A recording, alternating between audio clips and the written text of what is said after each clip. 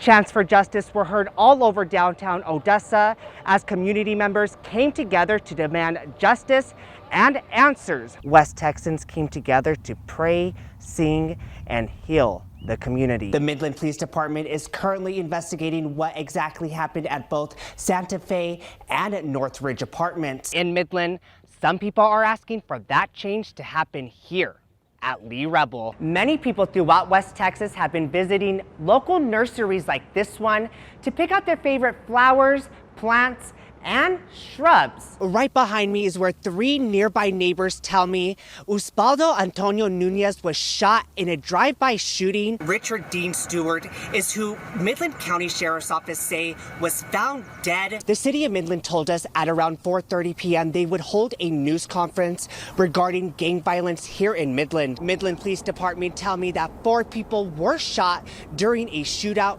here at Your Place Bar. The CDC says veterinarians are 2 to 3 times more likely to take their own lives. President Trump has made his way here to the Basin, landing at Midland International Airport. This West Texas teen spent her time starting a lip gloss line, turning a dream into reality. Here in West Texas, locals had the opportunity to support those helping hands as part of Permian Basin Gives. Blackout Tuesday, a group action against racism and police brutality, is now showing the power of the black dollar. Joshua Scholes was the person who was shot in the back of the head at the house right behind me. When I arrived earlier this morning, I spoke with his father, who didn't want to be on camera. Goebel's bond has been set for $250,000, and tonight he remains in Ector County Jail. Cassandra Reeves tells me that her father, Roy, was known as being the sweetest, most kind person who loved life and spending quality time with each and every one of his 9 grandchildren. My dad was a very strong man, and he worked in the oil field his whole life. He was born and raised here. According to the Odessa Police Department, 37-year-old Michael Schultz has been charged with murder for the death of Roy Reeves. Cassandra says she saw him just that day and had no idea it would be for the last time. The last thing was he gave me a hug and told me he loved me and he'll see me later. And then I got a call at like 10 o'clock and said that he had got stabbed and didn't make it.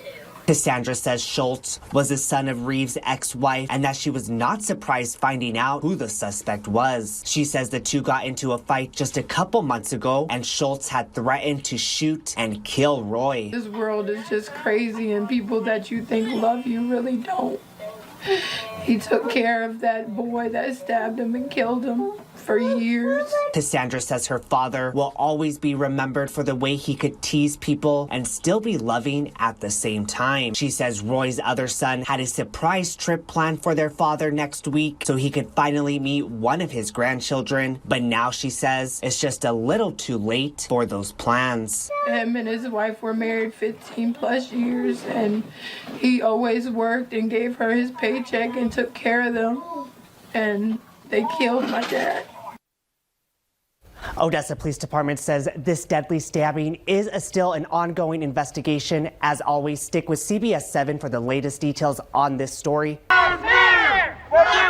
38-year-old Tremaine Howell of Odessa was stopped in Ector County after leading officials on a chase which started in Crane County. Howell, then arrested, was booked into Ector County Jail, where officials say there were multiple altercations. The reason why he was pulled over was for speeding. These are the facts. These are the facts that are undisputed. No one can dispute those facts. When you get pulled over for a traffic violation, you should not end up losing your life. But newly released body cam footage shows what happened during those altercations. On your face!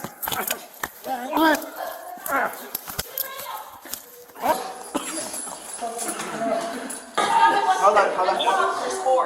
According to Texas Rangers, Tremaine Howell was then left in his cell for about an hour. They say when officials returned to check on him, he was unresponsive.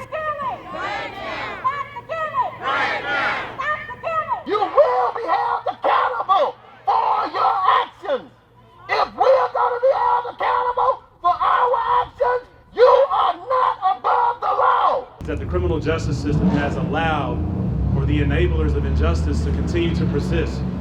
That is why Tremaine Howe has been murdered, placed in the ground for speeding. Officials have since released an autopsy report showing a high dosage of meth in his system. However, due to circumstances, the family has chosen to conduct their own private autopsy.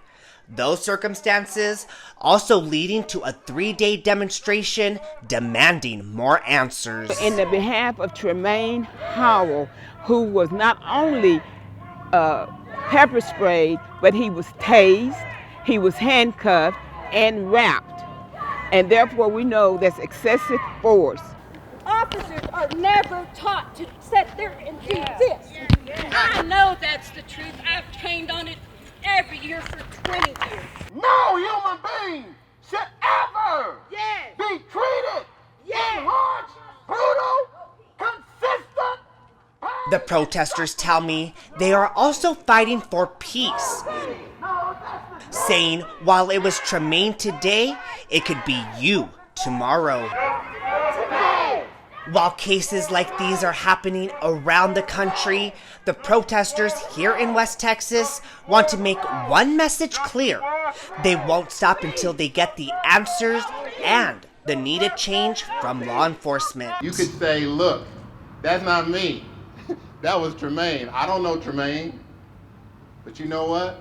It could be you next. We are hoping for justice and that the law enforcement realize that it's not going to be continually tolerated. It has to stop. It has to stop.